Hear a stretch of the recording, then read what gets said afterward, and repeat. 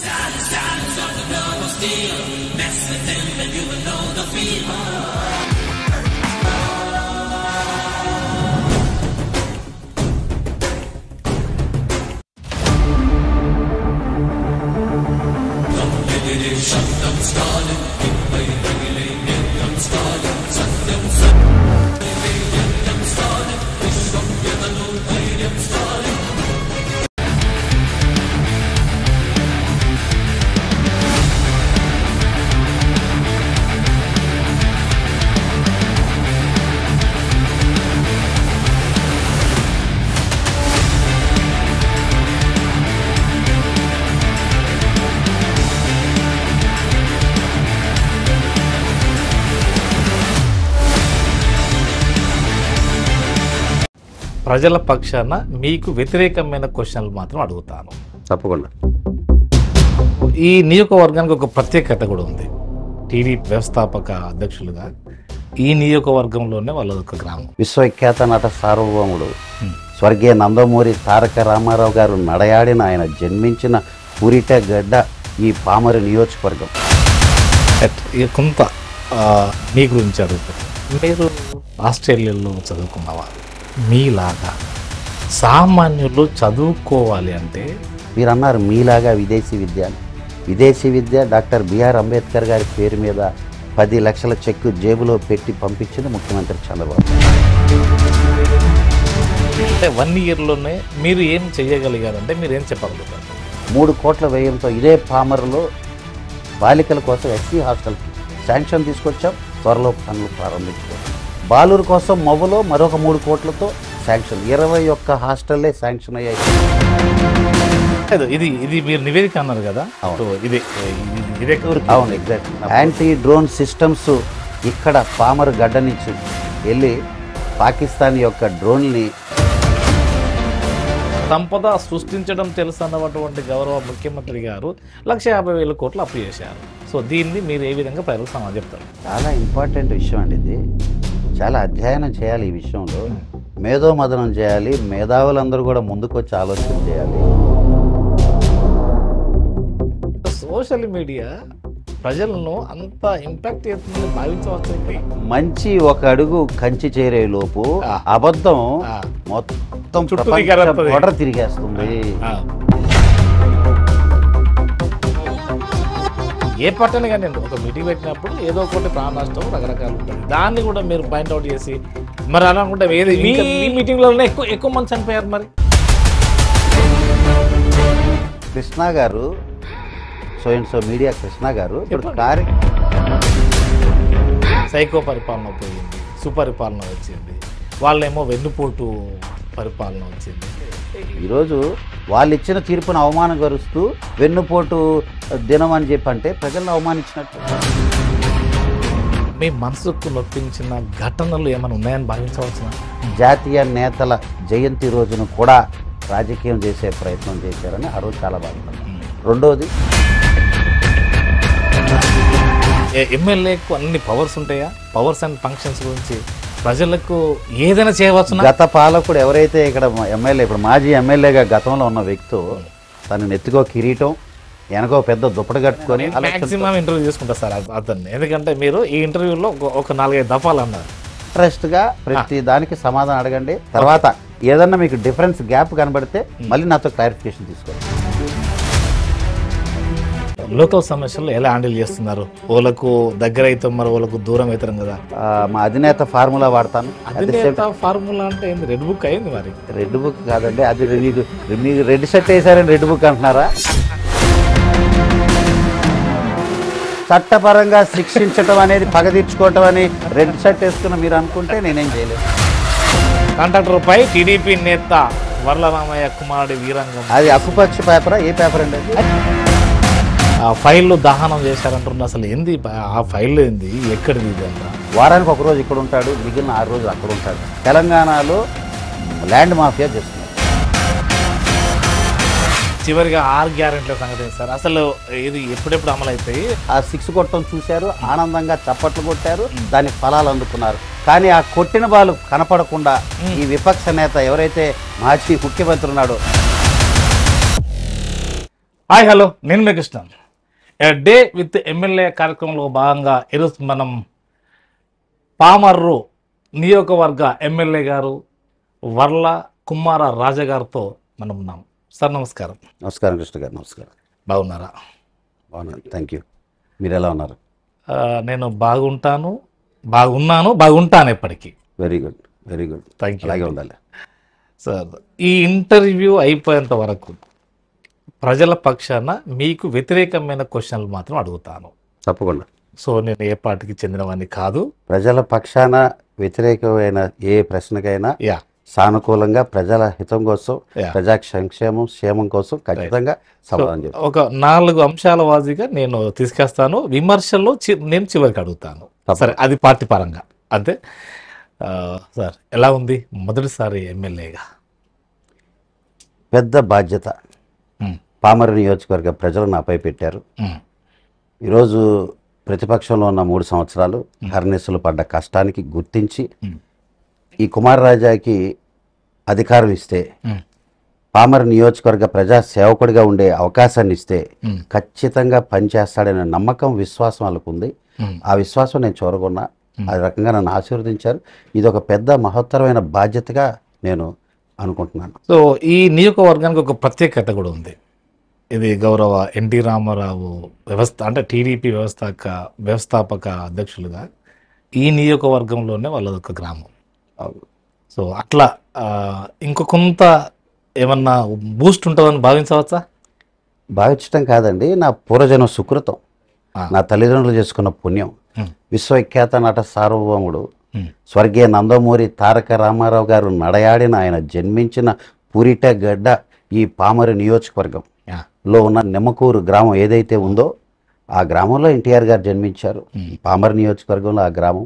అదేవిధంగా ఆయన పార్టీ వ్యవస్థాపకుడు, తెలుగుదేశం పార్టీని స్థాపించిన మహానుభావుడు. ఆయన నియోజకవర్గాన్ని ప్రాతినిధ్యం వహించడం అనేది చాలా అదృష్టంగా, చాలా గౌరవంగా నేను భావిస్తుంటాను. సో దాడి యొక్క అనుభవం కావచ్చు, లేదా పొలిటికల్ ఏమన్నా మీకు ఉపయోగపడిందని భావించవచ్చునా? ఖచ్చితంగా 175 నియోజకవర్గాల్లో ఎవరికీ లేని అదృష్టం నాకుంది.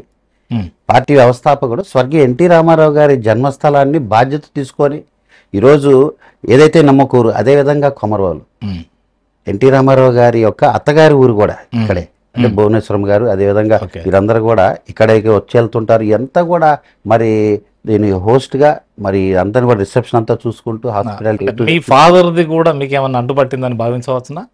ఏమండి, నేను అనేవాడిని ఈరోజు ఇక్కడ ఉన్నానంటే మ్, మా నాన్నగారే కారణం. మ్, రాజకీయంగా ఆయనకి 10 సంవత్సరాలు ఆయన వెన్నంటూ ఉండి అన్నీ గమనించాను. కానీ ఆయనకి పామర నియోజకవర్గంలో కొద్దిగా ఒక 1000 ఓట్ల తేడా ఆ రోజు విజయం దక్కల. మరి నాకు వచ్చిన అవకాశం నేను దాన్ని పుణికిపుచ్చుకొని అవకాశాన్ని సద్వినియోగం చేసుకొని ప్రజాక్షేత్రంలో ప్రజల యొక్క మన్ననలు పొంది ప్రజల్లో ఒకటిగా నేను వాళ్ళందరి యొక్క అభిష్టం మేరకు, వారందరి యొక్క ఆకాంక్ష మేరకు వారి ఎమ్మెల్యేగా నేను అయ్యాను. ఇక కొంత మీ గురించి అడిగితే, మీరు ఆస్ట్రేలియాలో చదువుకున్నవారు.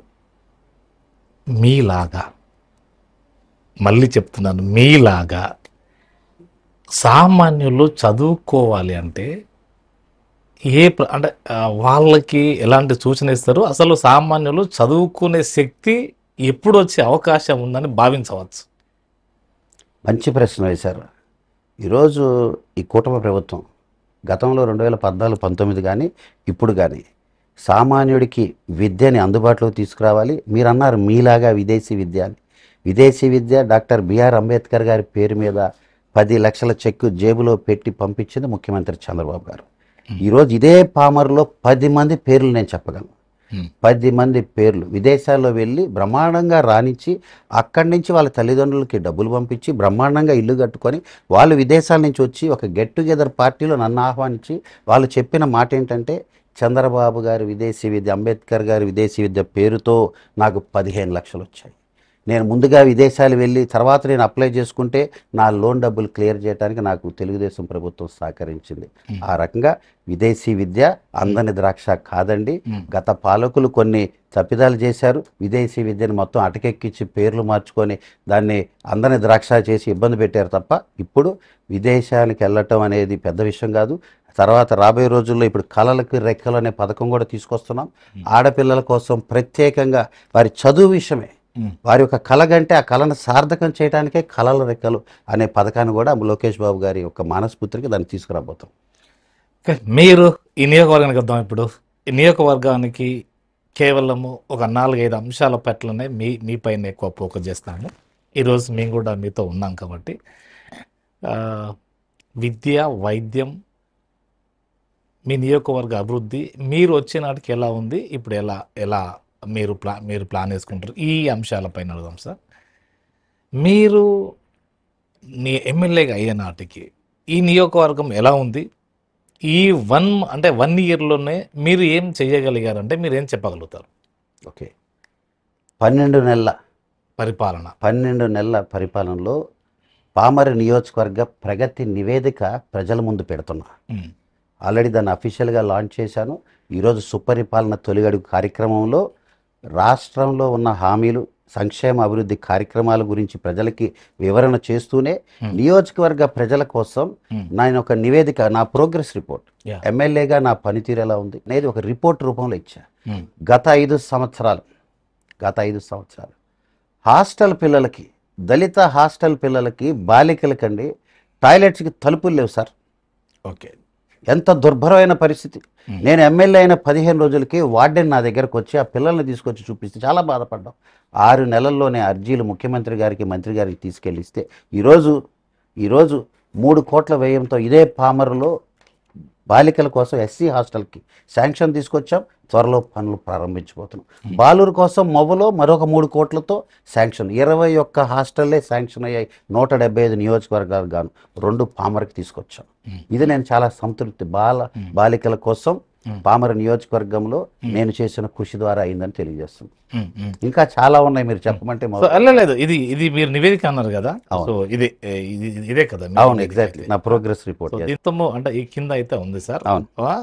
166.54 కోట్లతోని వ్యయంతో చేశారంట. 12 నెలల్లో ఆ నిధులు ఖర్చు పెట్టాం. ఆ నిధుల ద్వారా అభివృద్ధి కార్యక్రమాలు చేశాం.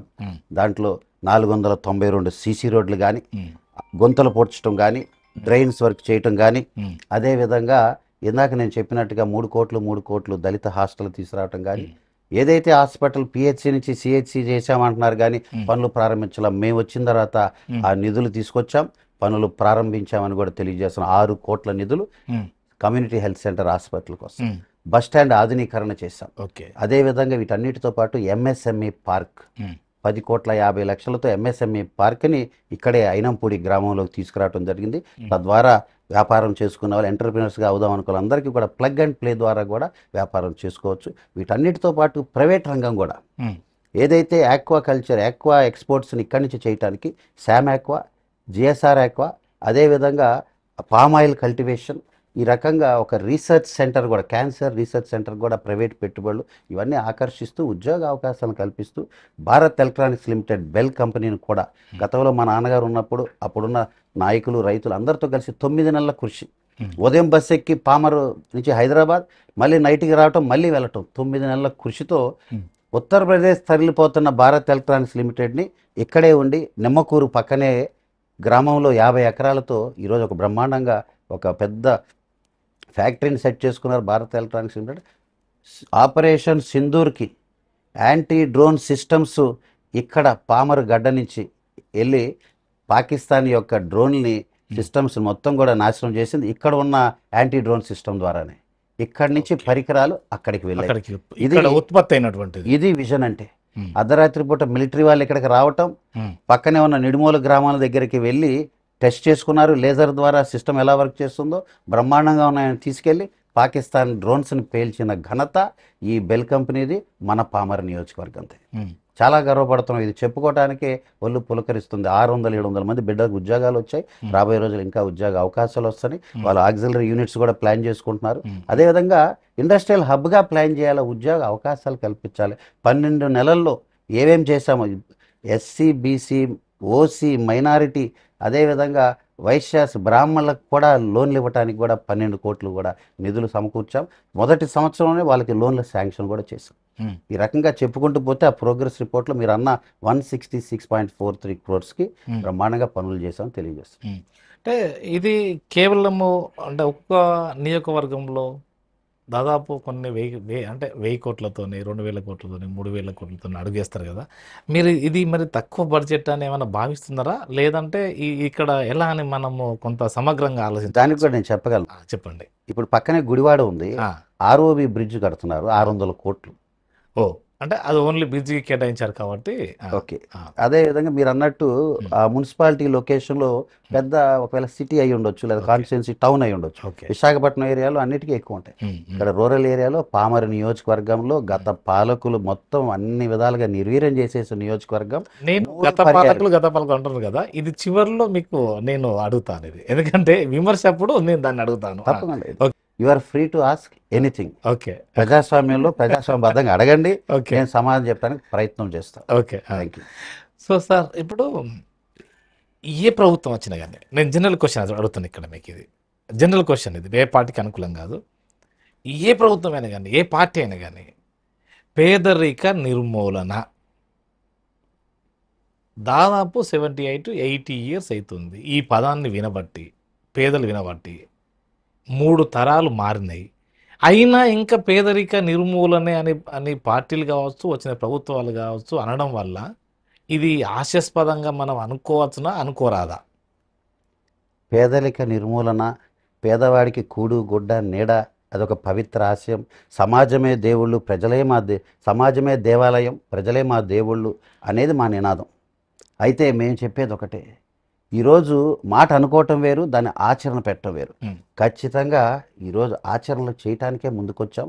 దాంట్లో భాగంగానే ముఖ్యమంత్రి గారి మానస పుత్రిక P4, ధనికులైన 10%, అదేవిధంగా పేద వర్గాల్లో ఉన్న 20% ఒకరు మార్గదర్శిగా, దానికి ఏదైతే పేదవారు ఉన్నారో బంగారు కుటుంబంగా ఆదుకోవటమే P4. ఇది చరిత్రలో భారతదేశం కాదు, ప్రపంచవ్యాప్తంగా ఎక్కడా లేదండి. అది ఆల్రెడీ మొదలుపెట్టాం. ఈ రోజే దానికి నాంది పలిక 1,20,000 రూపాయల చెక్ ఒక మార్గదర్శి ఒక పేద కుటుంబానికి అందించాడు. మీరు అన్నదానికి ఇదే సమాధానం. మార్పు మొదలైంది. అనుకోవటం వేరు.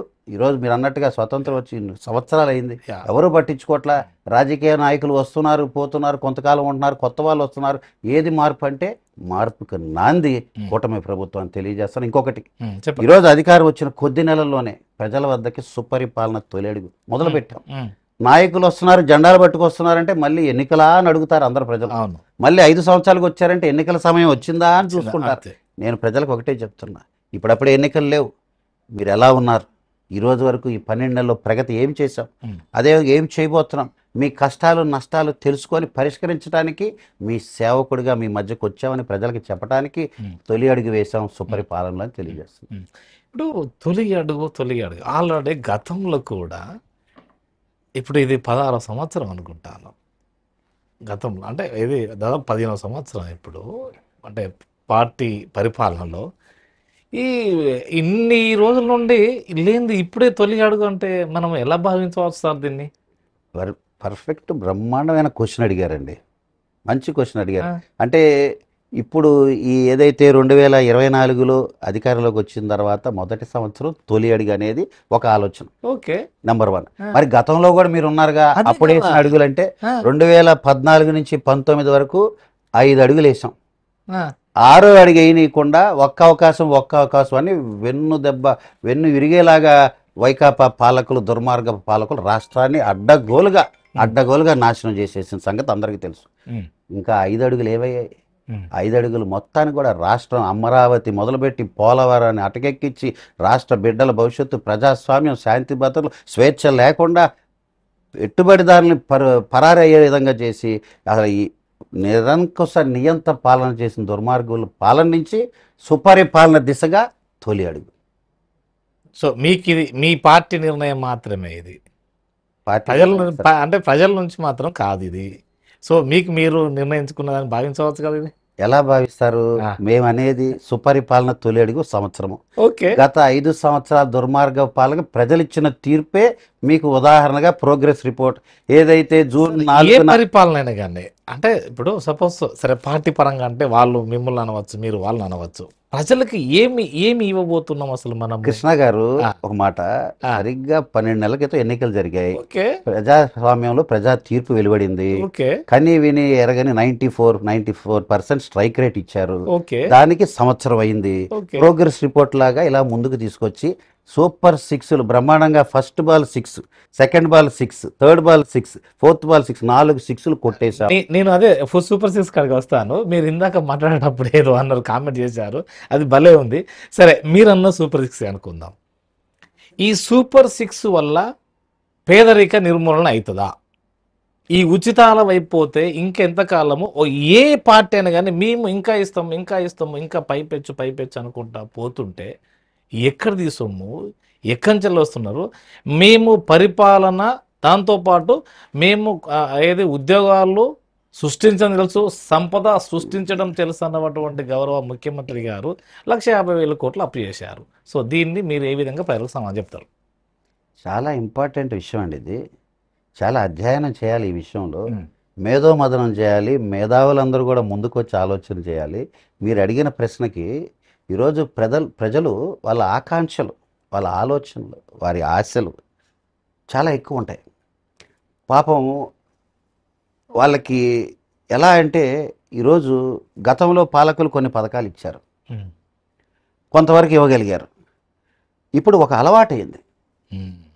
అలవాటైంది. యాస్పిరేషన్స్ ఇంకా పెరిగాయి. ఈరోజు పార్టీలు అలా చేసినాయి. ఉద్యోగ అవకాశాల కల్పన కానీ దాంట్లో భాగస్వాములు అవుతారు. రేపు నా స్నేహితులు కానీ వారి స్నేహితులు కానీ అందరూ దీంట్లో భాగస్వాములు అవుతారు. అందరూ భాగస్వాములు అవుతారు. ఈ నియోజకవర్గంలో పూర్తి స్థాయిలో అంటే అలా 8,000 కుటుంబాలకేమో మీరు అంచనా వేసుకున్నట్టుంది, అంతే కదా? 8,700 పావర్టీ లైన్ కుటుంబాలు ఉన్నాయి. 8,700, 9,000 అనుకోండి. ఓకే, మొదటి సంవత్సరంలో 2,000 ఈ కుటుంబాలు. 9,000 కనుక అంటే మీన్స్ బిలో పవర్టీ అంటే నిరుపేద కుటుంబాలు అనుకుందాం, వాళ్ళు కనుక క్లియర్ అయితే దాదాపు ఈ నియోజకవర్గంలో పేదవాళ్ళు అనేవారు ఉండరు అని భావించవచ్చునా? ఉంటారు. అగో మళ్ళీ సార్ ఉంటారు. ఏమండి, నేను ఒక మాట చెప్తాను, నా చెప్పండి. Personal opinion. Yeah 20% poverty line మనం సెలెక్ట్ చేసాం, ఒక లైన్ చేసాం. ఓకే, ఈరోజు పేదవాడి ఇన్ ద సెన్స్ సడన్గా ఒక ఫ్యామిలీలో వాళ్ళ ఇంటి పెద్దను కోల్పోవచ్చు. ఎవరైతే ఇన్కమ్ సోర్సెస్ ఉందో అతన్ని కోల్పోవచ్చు. ఈ 20% కాక సడన్గా ఒక యాక్సిడెంట్లో పిల్లవాడు ఒక్కడే మిగిలిపోయి ఫ్యామిలీ అంతా చనిపోవచ్చు. లేకపోతే ఇంటి పెద్ద సడన్గా ఏదైనా ఇంకేమైనా ప్రమాదం చనిపోవచ్చు. అనాథలు అవుతారు, వితంతులు అవుతారు, వృద్ధాప్య వచ్చి ఉద్యోగం లేదు, యాక్సిడెంట్, వీళ్ళందరూ ఇది మల్టిపుల్ అవుతూనే ఉంటుంది. మీకు భారతదేశ జనాభా ఏంటి సార్, ప్రపంచవ్యాప్తంగా ఎలా ఉంది? మరి ఆంధ్ర రాష్ట్రంలో 70% రైతువారి నియోజకవర్గం, చిన్న నియోజకవర్గం.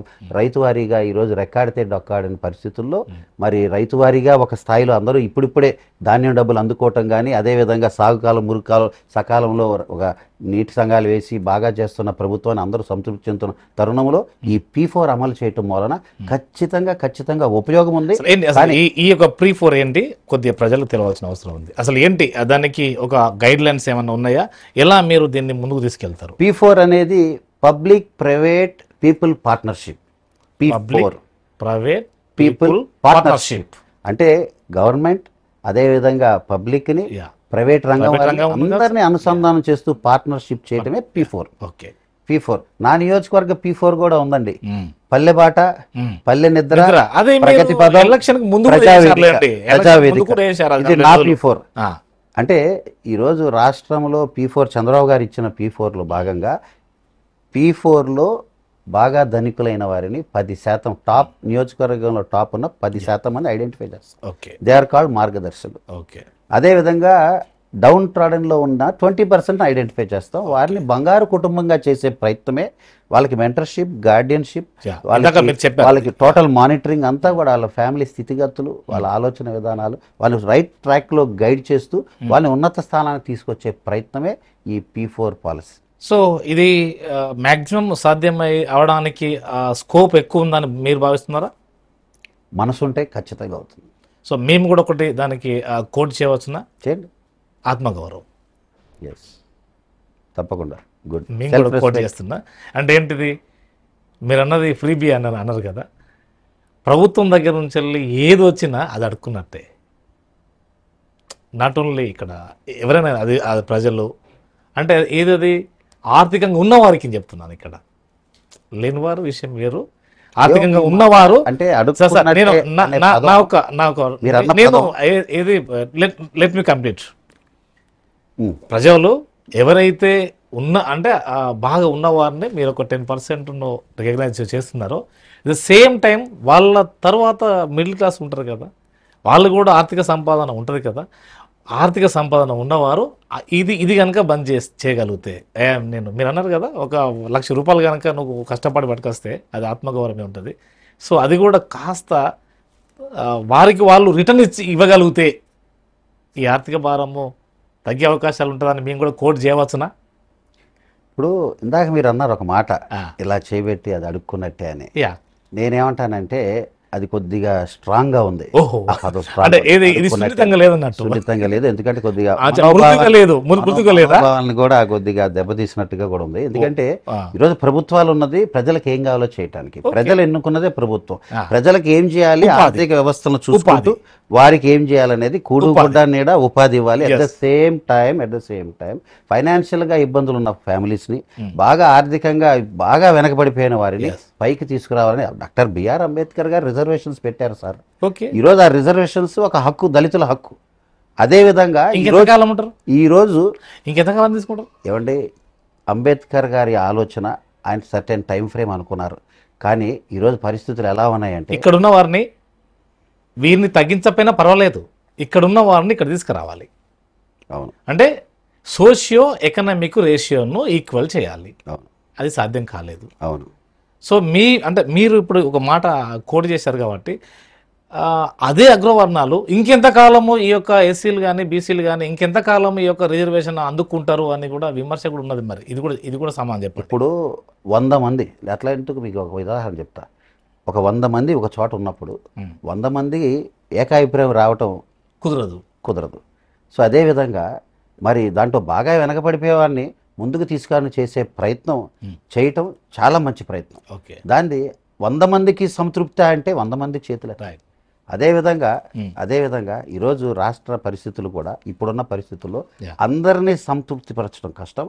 నీకు 100కి 90 మార్కులు వస్తే 90 మార్కులు వచ్చాయని ఆనందపడతావా, 10 మార్కులు పోయాయని బాధపడుతూ ఇక ముందుకెళ్లకుండా కూర్చొని ఏడుస్తావా? ఈరోజు ప్రభుత్వం 90 మార్కులు 10 మార్కులు ఎక్కడ పోయే ఆలోచన, అసలు ఏది రాజకీయ మార్కులు అయితే 51, 94 వచ్చాయి మాకు.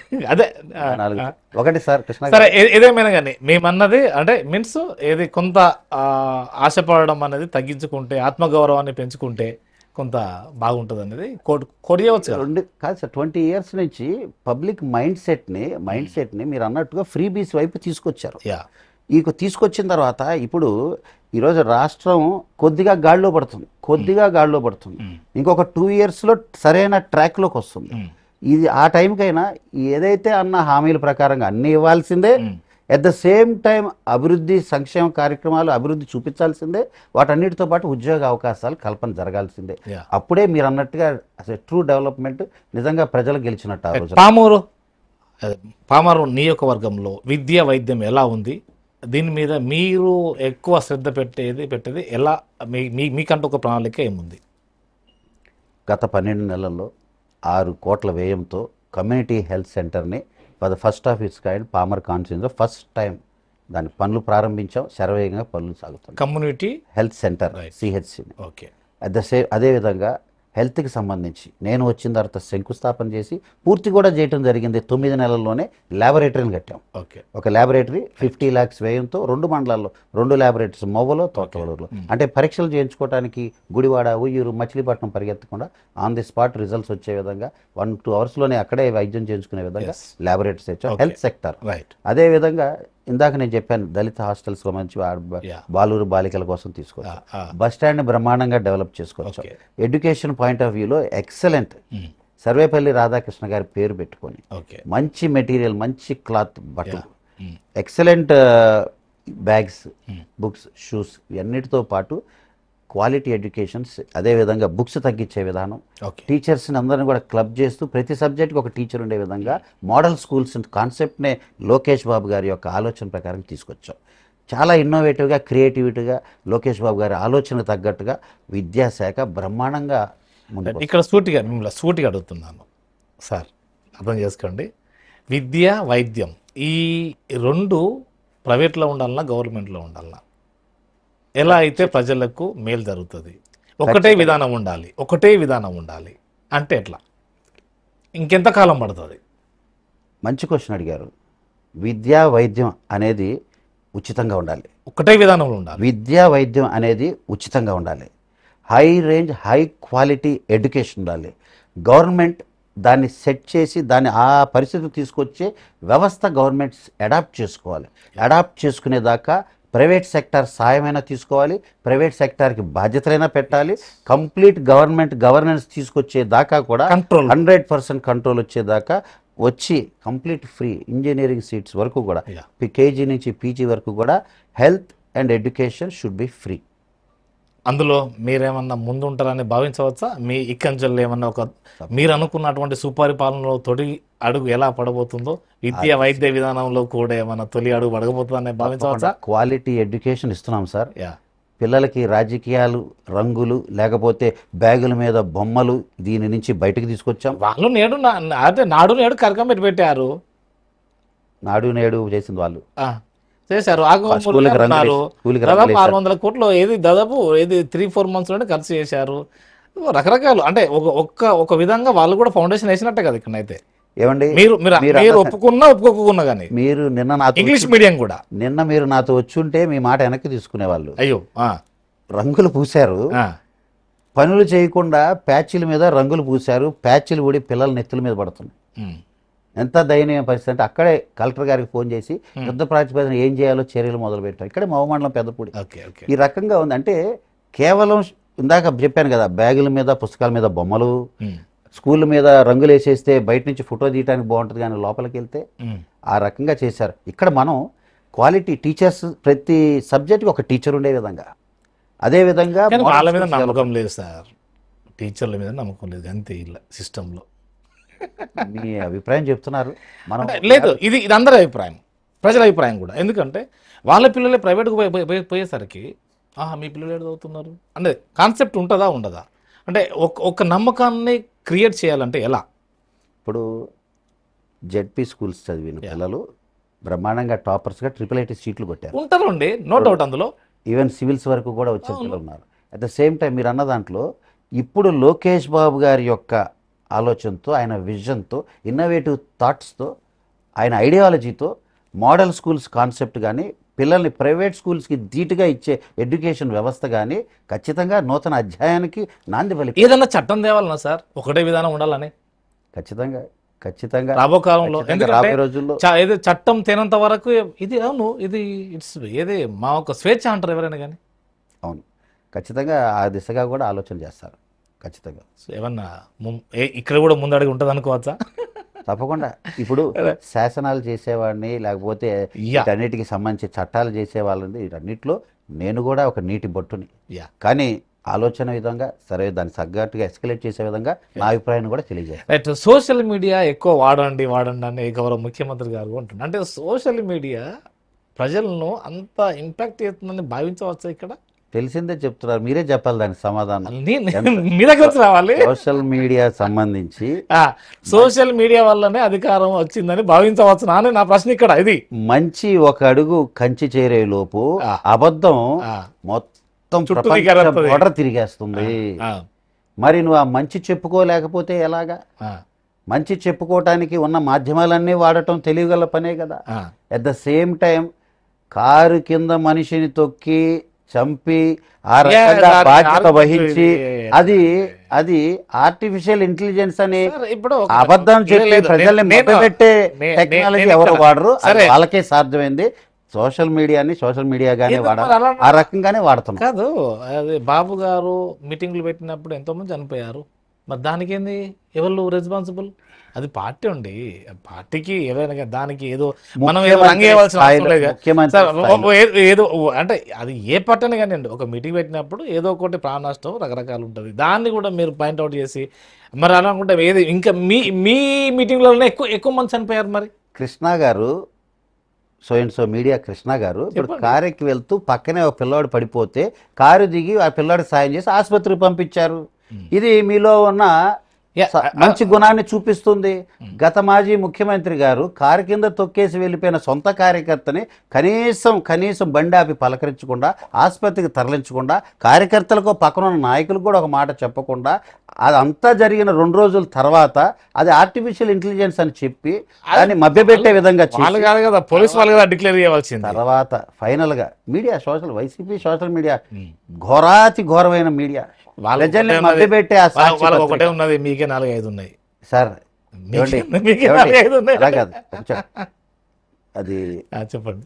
నందన తోటలో గంజాయి మొక్క ఒక్కటే చాలు, మొత్తం తులసి వనంలో ఒక్క చెడు మొక్క ఒకటి ఉంటే చాలు మొత్తం పాడు చేస్తుంది అన్నట్టుగా మంచి సోషల్ మీడియా ఎన్నున్నా కానీ దుర్మార్గుడు దుష్టుడు ఒకడు నిలబడితే చాలు అందరు చూపాలి ఒకరి అటువైపే. ఈ సైకో పరిపాలన అనేది మొన్న అంటే మీన్స్ 4వ తారీఖు ఏదో జూన్ అది అనుకుంటాను, సైకో పరిపాలన పోయింది, సుపరిపాలన వచ్చింది, వాళ్ళేమో వెన్నుపోటు పరిపాలన వచ్చింది. ఇది అసలు ప్రజలు అసలు ఏమనుకోవాలి సార్ దీన్ని బట్టి? ప్రజలే అంతిమ తీర్పు అండి, జడ్జిమెంట్ చేసేది వాళ్ళే. ఈరోజు వాళ్ళు ఇచ్చిన తీర్పును అవమానపరుస్తూ వెన్నుపోటు దినం అని చెప్పంటే ప్రజలను అవమానించినట్టు. మరి గతంలో ఇప్పుడు మీరు అన్న సైకో పదం 5 సంవత్సరాలుగా ఆ ప్యాలెస్ నుంచి దిగి రాకుండా అన్నదాతలు అలో లక్ష్మణ ఏడుస్తుంటే, మహిళలు బాధపడుతుంటే, అన్నదాతల విషయంలో బాగానే ఉంది రేట్, అయితే గిట్టుబాటు రేటు బాగుంది. మరి అప్పుడు గిట్టుబాటు రేట్ అయితే బాగున్నది. సెంట్రల్ గవర్నమెంట్ ఇచ్చిన గిట్టుబాటు రేటు అప్పట్లో బాగుందంటారా? అంటే ఏది రకరకాల పంటకు గిట్టుబాటు రేట్ అయితే బాగానే ఉన్నదని సెంట్రల్ గవర్నమెంట్ చేసిన గిట్టుబాటు ధరకి ఇప్పుడు చేయబోయేదానికి అది గ్రాఫ్ రూపంలో మారుతుంది, పెరుగుతుంది. ఇప్పుడు ఖచ్చితంగా ఈరోజు ధాన్యం డబ్బులు 2 నెలలు 3 నెలలు కూడా దిక్కులేని పరిస్థితి గతంలో. 24 గంటలు ధాన్యం డబ్బులు, సాగు కాలం పట్టించుకోలేని పరిస్థితి గతంలో. గత ఈ 12 నెలలను 3 పర్యాయాలు సాగు కాలువలు అభివృద్ధి చేసే విషయంలో కానీ, మురుగునీరు సకాలం వెళ్ళే విషయంలో కానీ, ఏదైతే నీటి సంఘాలను వేసి ఎప్పటికప్పుడు నిధులు కేటాయించడం, దాన్ని మానిటర్ చేయటం, రైతులకు అండగా ఉండే పరిపాలన. పామూరులో ఏమి సమస్యలు ఉన్నాయని మీరు భావిస్తున్నారు సార్? ప్రధానంగా పామరు నియోజకవర్గంలో గత 3 పర్యాలు 15 సంవత్సరాలుగా జిల్లా వ్యాప్తంగా అత్యధిక అధ్వానమైన రోడ్లు ఏమైనా ఉన్నాయంటే ఈ పామర్ నియోజకవర్గంలోనే. మరి 492 సీసీ రోడ్లు వేసి ఈ 12 నెలల్లో ఒక చరిత్ర సృష్టించాం, ఒక రికార్డు సృష్టించాం. దాంతోపాటు గుంతలు పూడ్చడం 70% పూర్తయింది. ఆర్ఎన్బికి 68 కోట్లు కావాలి, 18 కోట్లు వచ్చింది. ఇంకా చాలా నిధులు కావాలి, రోడ్లు వేయాలి, సైడ్ డ్రైన్లు, సైడ్ కాలువలు వేయాలి, తాగునీరు ప్రతి ఇంటికి, కృష్ణా రివర్ వాటర్ ప్రతి ఇంటికి కుళాయి రూపంలో అందించాలి. వీటన్నిటితో పాటు పేదవాడి చిరకాల కళ సొంత ఇల్లు, స్థలం, సొంత ఇల్లు.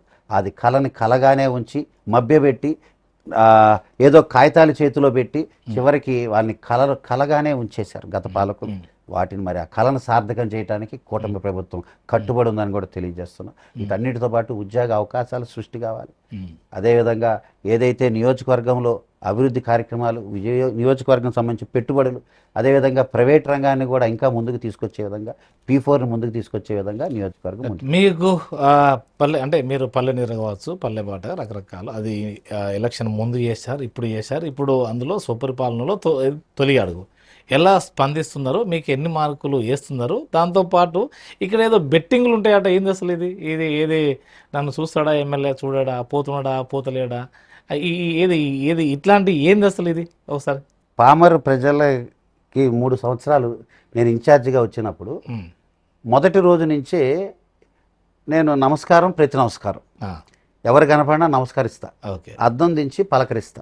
కారులో వెళ్తూ ఒక 3-4 నా దగ్గరకు వస్తే కారు దిగి పలకరిస్తా. ఇది ఒక ఆనవాయితీ అయింది.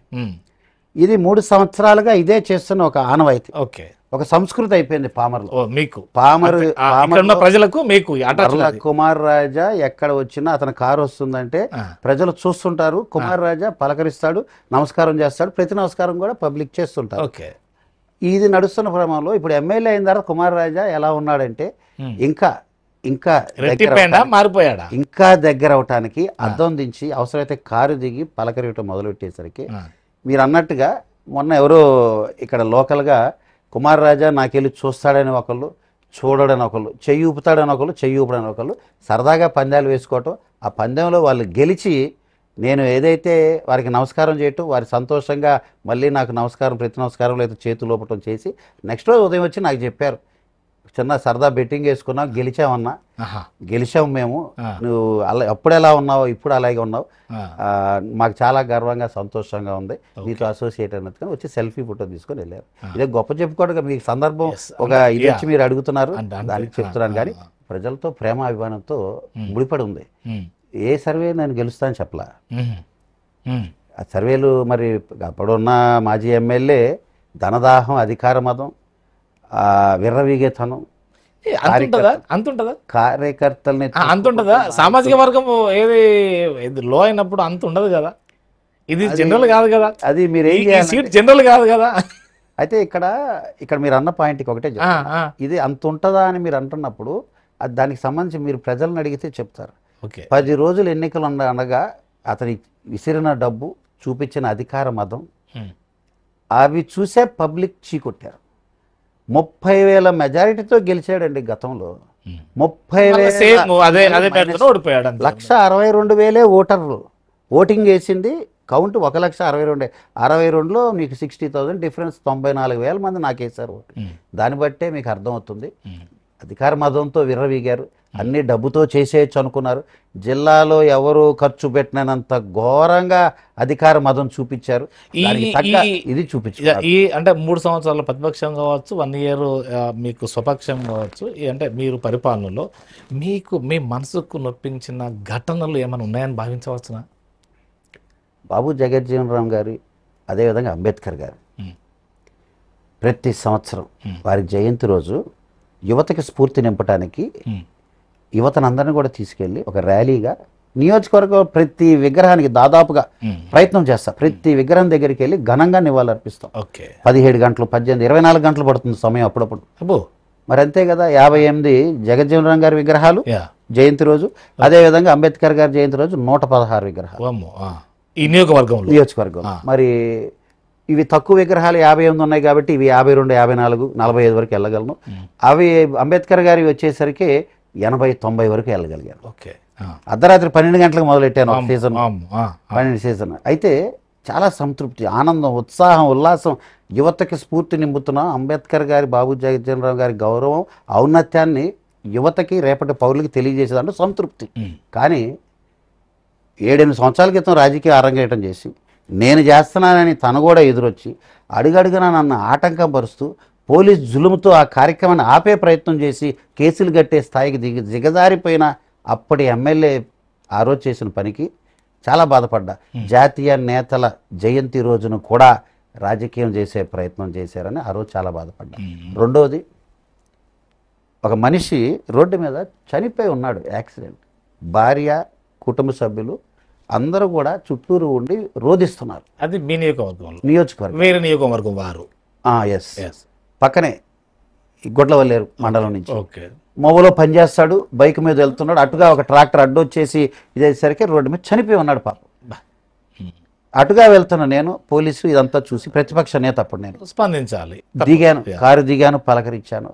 చూసి వదిలిపెట్టి వెళ్ళలేక వాళ్ళందరూ కూడా కూర్చొని న్యాయం కావాలి మాకు, ఇప్పుడు ఈ రకంగా మా ఇంటికి, ఆ ఇంటికి అనే ఆర్థిక దిక్కు, అన్ని దిక్కులు అన్నీ కదా, బ్రెడ్ అర్నర్ అతనే బ్రెడ్ అర్నర్. ఆ రకంగా చనిపోయి ఉంటే న్యాయం చేయాల్సిన వాళ్ళు పోయి వాళ్ళు ట్రాక్టర్ ఎక్కడో పెట్టేశారు, లేకపోతే ఆ మనిషి పరారులో ఉన్నాడు. ఏమిటంటే అప్పుడున్న గత పాలకుల నీడలో వాళ్ళు ఉన్నారు. నేను వీళ్ళకి అండగా నిలబడ్డా.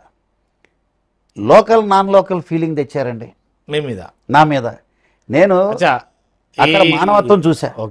మానవత్వం చూసా. మనిషి చనిపోయాడు, ఆ కుటుంబానికి న్యాయం చేయాలి, ఆ బాడీ తీసే ముందు ఎవరు ఏదో అనే లైన్లో వాళ్ళందరూ కూడా మాకు న్యాయం చేయండి అని ఆ కుటుంబం రోధిస్తుంటే వారికి సహకరించా.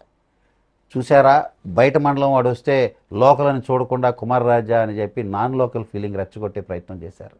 నేను ఒకటే, ఆ రోజు పోలీసులు అందరూ కూడా వచ్చి అందరినీ లాగిపడేశారు. ఆ కుటుంబానికి అన్యాయం జరిగింది. కానీ నేను పడ్డ 5 గంటల సేపు వాళ్ళ కోసం నా కష్టం ఏదైతే వాళ్ళ కోసం నేను కూడా ఉండి ధర్నా చేశాను, న్యాయం జరగాలని కోరుకున్నానో తర్వాత జరిగింది.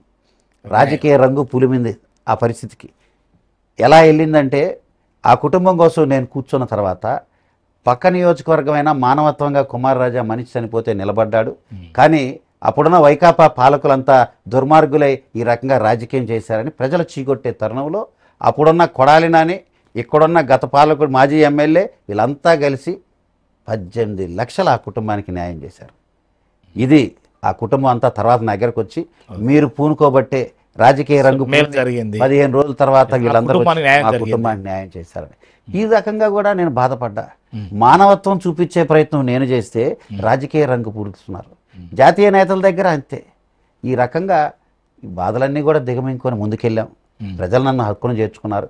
ఈరోజు వారిలో ఒకడే వాళ్ళ కుటుంబ సభ్యుడిగా ఏ వీధికి వెళ్ళినా ఎక్కడ ఎవరిని పలకరించినా అప్పుడప్పుడు ఏదో కొంత దాన్ని ఏమంటారు పేడలు కూడా మోసే అలవాటు ఉందా ఏమన్నది, లేకపోతే అలవాటు నాకు రైట్ సైడ్ షోల్డర్ ఇక్కడ బోన్ లైట్ గ్యాప్ ఉంటుంది. ఓకే, అంటే ఏంటంటే సార్ ఒక ఎమోషన్, ఫ్యామిలీ ఏడుస్తూ బాధపడుతుంటే ఇదిగో ప్రతిపక్ష నేత కుమార్ రాజా వచ్చాడు, మన కోసం కూర్చున్నాడు, నాకు కూడా ఒక 20 మంది నాయకులు వస్తారు, వీళ్ళంతా అండగా ఉన్నారని ఒక కాన్ఫిడెన్స్ ఆ కుటుంబానికి క్రియేట్ చేయాలి. అది నా మెయిన్ ఆలోచన. నాకు చేతనంత సహాయం ఆ కుటుంబానికి చేయాలి.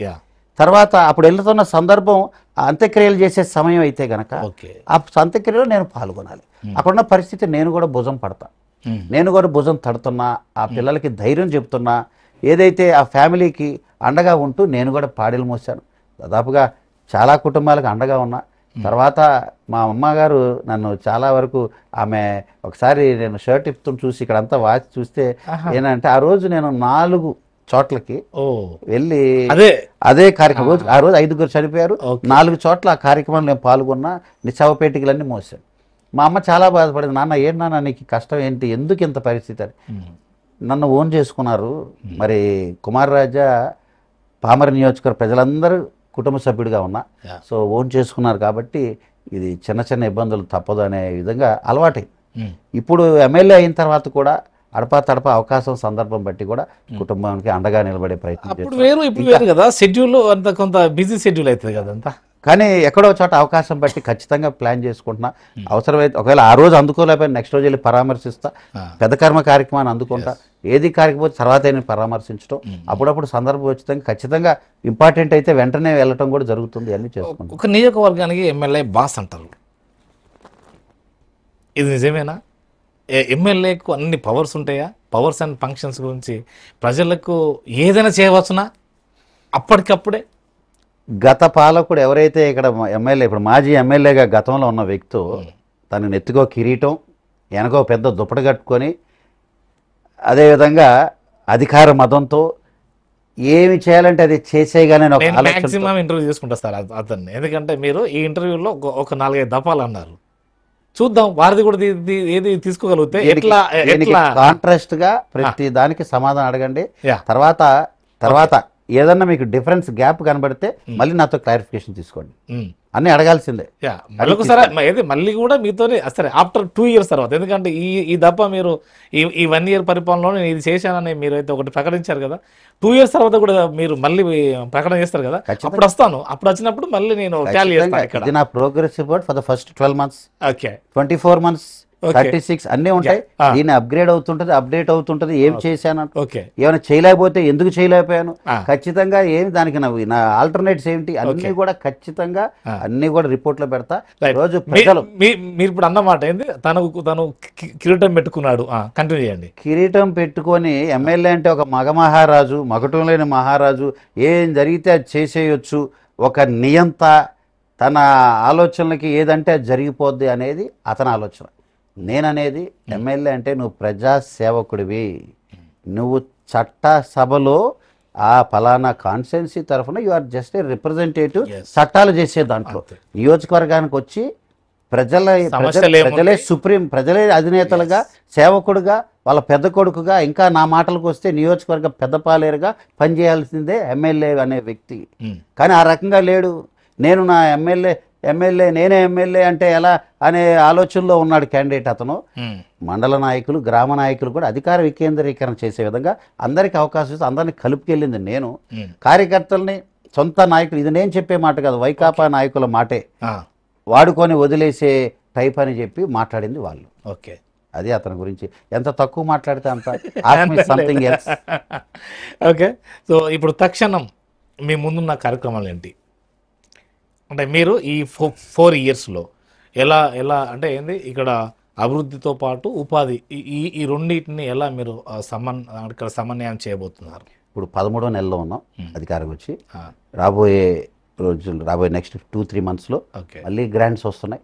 అది నాబార్డ్ కానీ, యా, అదేవిధంగా ఎన్ఆర్జీఎస్ కానీ, ఓకే. ఇతర వివిధ డిస్ట్రిక్ట్ మినరల్ డిఎంఎఫ్ కానీ, ఎస్డిఆర్ఎఫ్లు కానీ, ఇతర నిధులన్నింటిలో కూడా వాటన్నిటినీ కూడా సమగ్రంగా ఎక్కడెక్కడ అవసరం అన్నీ కూడా చేసుకుని డెవలప్ చేసుకుంటూ ముందుకెళ్ళాలి. ఓకే. అదేవిధంగా ఏదైతే ఇండస్ట్రీస్ వస్తున్నాయో వాటన్నిటిని శరవేగంగా కంప్లీట్ చేయాలి. డెవలప్మెంట్ ఏదైతే వైద్యం సంబంధించిన ఉన్న మెడికల్ సంబంధించిన యాక్టివిటీస్ చేయాలి. ఎడ్యుకేషన్ సంబంధించి పిల్లలకి ఒక ప్లాన్డ్గా ఒక ఐడియాలజీ మీద లోకేష్ బాబు గారు ఆలోచనతో ముందుకెళ్తున్నాం. వీటన్నిటితో పాటు ఇళ్ల స్థలాలు, తాగునీరు, పాములంక వంతెన, ఇవన్నీ కూడా చేయాల్సిన బాధ్యత నాపై ఉంది. వాటన్నిటిని చేయటానికి అహర్నిశలు కృషి చేస్తున్నాం. లోకల్ సమస్యలు ఎలా హ్యాండిల్ చేస్తున్నారు? వాళ్ళకు దగ్గర అవుతాం, మరి వాళ్ళకు దూరం అవుతాం కదా, ఈక్వాలిటీగా అంటే లేదంటే ఇద్దరికి సమన్వయం జరిగే పరిస్థితి ఎక్కడన్నా అట్లా ఉంటుందా? ఖచ్చితంగా ఉంటుందండి. పెద్ద ఛాలెంజింగ్ రోల్. అప్పుడప్పుడు ఎందుకంటే ఈ లోకల్ సమస్యలు బాగా ఎక్కువ అయింది. జడ్జిమెంట్ చేసే దాంట్లో ఎమ్మెల్యేది చాలా పెద్దన్న పాత్ర. చాలా తెలివిగా, స్మార్ట్గా, ప్రొయాక్టివ్గా పనిచేయాల్సి ఉంటుంది. అప్పుడప్పుడు కొన్ని సందర్భాల్లో మా అధినేత ఫార్ములా వాడతాను. ఇద్దరిని కూర్చోబెట్టి, లేకపోతే ఇద్దరికి సమయం ఇచ్చి, ఇద్దరు ఒక తాటి మీద వచ్చేదాకా వెయిట్ చేస్తే ఖచ్చితంగా అదొక మంచి సొల్యూషన్. ఫార్ములా అంటే ఏంది? రెడ్ బుక్ అయింది. మరి రెడ్ బుక్ కాదండి, అది మీకు రెడ్ షర్ట్ వేసారని రెడ్ బుక్ అంటున్నారా? రెడ్ బుక్ అంటే అందరూ రెడ్ బుక్ అంటే అదే ఒక నెగిటివ్ అనుకుంటున్నారు. కాదు, మీరే అన్నారు సార్. అది ఈ రెడ్ బుక్ ను చూస్తే వైకాపా వాళ్ళు మొత్తము ఏది తడుముకుంటా భయపడి పోతున్నారు అని స్పష్టంగా వచ్చింది. అది దానికి అర్థం ఇప్పటి నుంచి విమర్శ. దానికి అర్థం ఏంటి? రెడ్ బుక్ అంటే అదొక పవిత్ర గ్రంథము. దాంట్లో పవిత్ర గ్రంథం అంటే సార్ అది కాన్స్టిట్యూన్సీ ఉన్నది, లేదంటే మత గ్రంథాలు ఉన్నాయి. రెడ్ బుక్ కూడా మత గ్రంథం కాదు, పవిత్ర గ్రంథం అంటున్నా. ఎందుకని? పనిచేసే వాళ్ళకి, దుర్మార్గులు, నియంత పాలకులు అన్యాయంగా అక్రమంగా ఎన్ని తప్పులు చేశారో వాళ్ళందరి పేర్లు దాంట్లో ఉంటాయి. చట్టపరంగా శిక్షింపబడతారు. వాళ్ళకి భయం తీర్చుకోవడం, చట్టపరంగా శిక్షించడం అనేది పగ తీర్చుకోవటం అని రెడ్ షర్ట్ వేసుకున్న మీరు అనుకుంటే నేనేం చేయలేను. నేను ఎందుకు అనుకుంటా సార్? మీ మీద కూడా కొన్ని కాంట్రవర్సీ ఉంది. అసలు ఏంటి? ట్రాక్టర్పై టీడీపీ నేత వర్ల రామయ్య కుమారుడి వీరంగం కేసు నమోదు. ఇది ఎప్పుడైంది, ఎట్లయింది? అసలు ట్రాక్టర్ పై కాదు, అది కారుపై. సారీ, కాంట్రాక్టర్ పై టీడీపీ నేత వర్ల రామయ్య కుమారుడి వీరంగం. అది అక్కుపక్ష పేపరా? ఏ పేపర్ అండి అది? ఏ పేపర్ అయితే అదే పేపర్ వాళ్ళు వేసిందా? అక్కుపక్ష పేపర్ ఈ మాట అయితే అంటే యాక్చువల్గా మా ఇంటి ముందు విజయవాడలో నాన్నగారి ఇంటి ముందు, నీ ఇంటి నుంచి నువ్వు కారు తీసుకొని బయటకు వస్తుంటే, కృష్ణ గారు యాంకర్, మీరు కారులోంచి బయటకు వస్తుంటే నీ కారు వెళ్ళే దారి ముందు శిలాపలకం దిమ్మేసేశారు. దాని మీద కారు బయటికి రాదు. నీ కారు ఏమిటాయా అంటే మంత్రి గారు చెప్పారు శిలాపలకం దిమ్మ ఇక్కడే పెట్టమని అంట. ఆర్చ్ ఉంది, ఆర్చ్ నుంచి నీ కారు వస్తుంటే ఆర్చ్లో ఒక కార్నర్లో ఆ శిలాపలకం 2 అడుగులు ఆర్చ్ లోపల బయట వస్తుంది. అంటే ఇప్పుడు నీ కారు నువ్వు సైడ్ నుంచి క్రాస్ చేసి బయటకు వస్తావు, రేపు ఒక లారీ లోపలికి రావాలి, ఒక ట్రాక్టర్ రావాలి. ఆ జ్ఞానం కూడా లేకుండా కడుతుంటే ఇది తప్పు, కట్టమాకండి, చెప్పండి అని నేను ఇంజనీర్ అంతా చెప్పి నేను అక్కడి నుంచి నిష్క్రమిస్తే సాయంత్రం కల్లా నా మీద కేసు, చంపేస్తానని నేను బెదిరించానంట, రౌడీజం చేశానంట. ఆ కేసు కట్టారు. ఈ రోజుకి ఆ కేసు, ఈ రోజుకి కూడా తర్వాత పోలీసు వారే ఆలోచన చేసి ఇంత దుర్మార్గం చేయొద్దులే అని చెప్పి ఆ రోజు వాళ్ళే దాన్ని ఆ కేసుని ముందుకు తీసుకెళ్లకుండా స్టేషన్ పరిధిలో క్లోజ్ చేశారు. ఇది పామారు నియోజకవర్గ ఎమ్మెల్యే వర్ల కుమార్ రాజా సంచలన వ్యాఖ్యలు. ఏంటిది? దహనం అంటే ఏది? ఫైళ్ళు దహనం చేశారంటున్నారు. అసలు ఏంది ఆ ఫైల్? ఏంది? ఎక్కడిది ఇది అంతా? ఇక్కడున్న మాజీ శాసనసభ్యుడు, ఇతనికి వృత్తిరీత్యా అతను ఎక్కడి నుంచి బయలుదేరాడు, అతను వృత్తి అసలు ఎక్కడి నుంచి ఇప్పుడు నేను boarding school Saint John's Gannavaram CBSE స్కూల్లో చదువుకొని తర్వాత సిద్ధార్థ ఇంజనీరింగ్, తర్వాత MIT Australia, Okay. Australia permanent resident. ఆ తర్వాత వెనక్కి వచ్చాను, తర్వాత సివిల్ వర్క్స్ చేశాను, ఆ తర్వాత రాజకీయాల్లోకి అరంగేటం చేశాను. ఇది నా చరిత్ర. ఓకే. మరి ఈ రకంగా ఆయనతో కూడా మీరు అడుగుతారు, చెప్తాడు. ఆయన ఎలా మొదలయ్యాడు, ఏ ఏజెంట్గా ఉన్నాడు, దేని ఏజెంట్గా ఉన్నాడు, ఆ ఏజెంట్ అంటే ఏంటి, ఆ పని చేసిన తర్వాత ఎలా రాజకీయాల్లోకి రాగలిగాడు, ఆ తర్వాత లోటస్ పాండ్ లిల్లీ ఫ్లవర్ అనే పేరుంది ఆయనకి. ఆ లిల్లీ ఫ్లవర్ ఏంటి, ఈ లోటస్ పాండ్ ఏంటి, పాత ట్రంక్ పెట్టితో వచ్చి కేవలం 2 జతల బట్టలతో వచ్చి ట్రంక్ పెట్టి సెంటిమెంట్ అని అదొకటే ఉంచి దాని నిండా గోల్డ్. సార్ అందరికి ఉన్నాయి సార్ ఈ యొక్క చరిత్రలు ఇవన్నీ వద్దు మనకు. అది కాదండి, ఆ, నేను ఎందుకంటే అనేది అదొక sentiment. ఇక అట్లా అనుకుంటే ఏది చంద్రబాబు గారు కూడా రోనేకి రాలే అంటారు. కంటిన్యూ నేను చేయండి, అనేది కంటిన్యూ చేయండి. ట్రంక్ పెట్టి నిండా గోల్డ్ బిస్కెట్లు పెట్టాడు. ఉమ్. ఆ గోల్డ్ బిస్కెట్లు ఒక 4-5 బిస్కెట్లు ఎన్నికలకు వాడాడు. ఇప్పుడు ఇంకున్నాయా? ఇప్పుడు నేను తెలియజేస్తాను. ఓన్లీ 4 ఉన్నాయా లేదా అని ఆయన అడగండి సార్, నేను చెప్తాను. నేను ఆయన ఏం చేస్తున్నాడు అనేది, ఆయన కార్యకర్తల నాయకులు ఆయన దెబ్బతిని మోసపోయి పగబట్టి ఆయన చుట్టూ ఉంటూనే నాతో మాట్లాడే వాళ్ళు చెప్పిన మాటలే నేను మీ దృష్టికి తీసుకొస్తున్నా. వారానికి ఒక రోజు ఇక్కడ ఉంటాడు, మిగిలిన 6 రోజులు అక్కడ ఉంటాడు. తెలంగాణలో ల్యాండ్ మాఫియా చేస్తున్నాడు. దాంట్లో అక్కడ ఉన్న అధికారులు కొంతమంది తప్పుదోవలో ఉన్న అధికారులను అందరం కలుసుకొని అక్కడ వ్యాపారం చేస్తూ ఏదో పెద్ద కలరిస్తూ ఇక్కడికి వచ్చి బిల్డప్ చేస్తూ మాట్లాడుతున్నాడు. అసలు అతని గురించి ఎందుకు అడుగుతున్నారు? అసలు మీరు ఫైల్లో అధికారానికి మదనపల్లి ఫైల్ దహనం అని మదనపల్లి ఫైల్ సంబంధించి ఏదైతే ఆయన పెద్దిరెడ్డి రామచంద్రారెడ్డి ఉన్నాడు, దాని తన PA ఉన్నాడు, అతన్ని పట్టుకుందామని చూస్తే కైలా అనిల్ కుమార్కి సంబంధించిన అపార్ట్మెంట్లో 2 రూమ్మేట్స్. సో ఓకే, మీకే డౌట్ వచ్చేసింది ఇప్పుడు, ఆ రూమ్మేట్స్ ఎలా వీళ్ళిద్దరికి లింకు. సో ఖచ్చితంగా తీగ తాగితే డొంక కదులుతుంది అనే విధంగా అయితే నేను వీటి మీద దృష్టి పెట్టలేదు. నా ఆలోచన ప్రజా సంక్షేమం, నియోజకవర్గ ప్రగతి.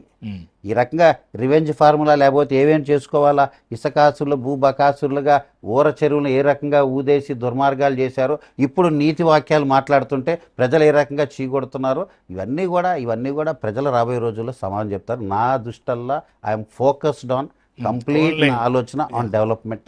ప్రజలకు ఇచ్చిన మాట వారి సేవకుడిగా ముందడుగేస్తున్నాం. చివరిగా 6 గ్యారెంటీల సంగతి ఏంటి సార్? అసలు ఇది ఎప్పుడెప్పుడు అమలవుతాయి? గౌరవ ముఖ్యమంత్రి గారేమో ఆల్రెడీ 6 గ్యారెంటీలు అమలైపోయినాయి, ఎవరన్నా ఈ సూపర్ 6 పైన ఏదన్నా మాట్లాడితే వాళ్ళ నాలిక మందబడింది అన్నారు. సరే, కోస్తాను ఇంకోటి ఏదో అంటే ఎవరికి అనుకూలంగా వాళ్ళు అనుకుంటారు. దీనిపైన మీ యొక్క వైఖరి?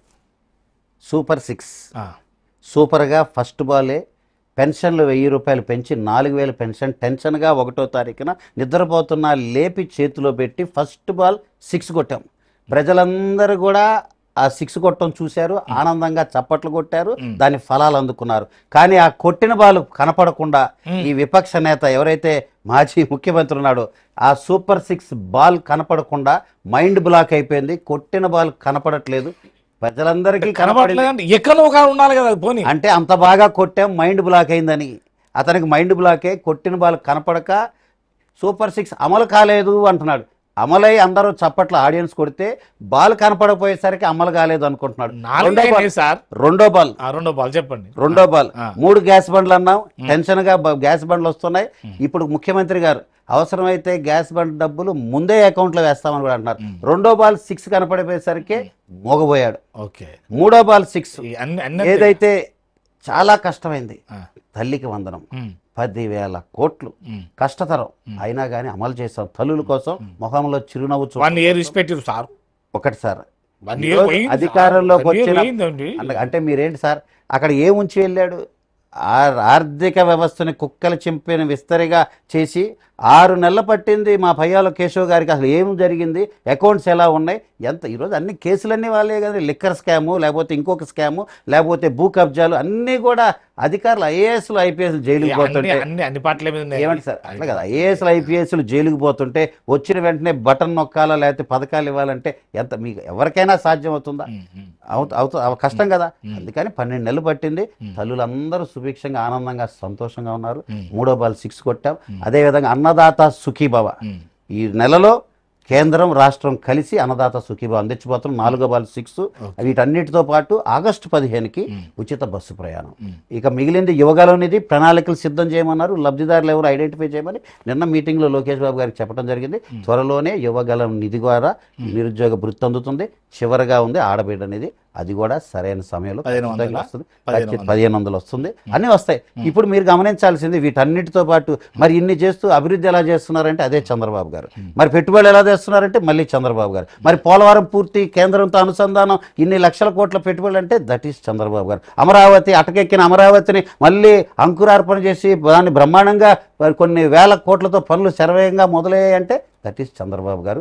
ఆయన అయితేనే, ఆయన మేధావి అయితేనే, ఆయన మేధావితనంతో, ఆయన మేధస్సుతో రాష్ట్రం గాడిలో పడుతుంది. గాడిలో పెట్టే సమర్థత ఆయనకుంది. We all are very happy. సుపరిపాలన తొలి అడుగేసి ప్రజల మధ్యకి వెళ్తుంటే అందరూ కూడా సానుకూలంగా ప్రజల యొక్క ఆ రాష్ట్రంలో ఈ కూటమి పనితీరు ఎలా ఉందంటే అందరూ కూడా బ్రహ్మాండంగా చెబుతున్నారు. చిన్న చిన్న సమస్యలు ఏవో చెబుతుంటే అక్కడే పరిష్కరించే ప్రయత్నం కూడా చేస్తుంది. Right. So rapid question sir, only 1 word answer. మీకు ఇష్టమైన నాయకుడు? శ్రీ నారా చంద్రబాబు నాయుడు గారు. మీరు మీ ఫాదర్ దగ్గర నుంచి నేర్చుకున్నది? కాన్ఫిడెంట్గా మాట్లాడటం. గౌరవ పవన్ కళ్యాణ్ గారు అంటే మీ దృష్టిలో? ఆయన నా పర్సనల్ హీరో. ఎన్టీ రామారావు అంటే? దైవభక్తి. వైఎస్ రాజశేఖర రెడ్డి అంటే? మంచి వ్యక్తి. వైఎస్ జగన్మోహన్ రెడ్డి అంటే? ఏమీ తెలియని అమాయకుడు. మోడీ గారు అంటే? మహాశక్తి. అమిత్ షా గారు? సరైన వ్యూహకర్త. రాహుల్ గాంధీ గారు? రాహుల్ గాంధీ గారు he's an statesmen. Varla Kumar రాజా పైన ఒక సినిమా కనుక తీయాలనుకుంటే ఏం పేరు పెట్టాలి? ప్రజాసేవకుడు. మా programme a day with MLA మీకు ఎలా అనిపించింది? Complete new concept. ర్యాపిడ్ కానీ లేకపోతే ఈ రకంగా మాట్లాడటం కానీ అసలు ఏమీ ఒక ఐడియాలజీ కూడా లేకుండా క్వశ్చనర్ స్టార్ట్ చేస్తూ ఈ రకంగా మాట్లాడటం అనేది నాకు చాలా కొత్తగా అనిపించింది. I felt very happy. In fact ఛాలెంజింగ్గా కూడా ఉంది. ఓకే, మీతో మాట్లాడటం, ఈ రకంగా షేర్ చేసుకోవటం, నన్ను నేను టెస్ట్ చేసుకోవటం, ఎంత నా కెపాసిటీ క్యాపబిలిటీస్ ఎంతవరకు అనేది కూడా చాలా ఉపయోగపడింది. మీ ద్వారా ఇలా మాట్లాడటం, ముచ్చరించడం. ఖచ్చితంగా మళ్ళీ మీతో మాట్లాడాలని ఉంది.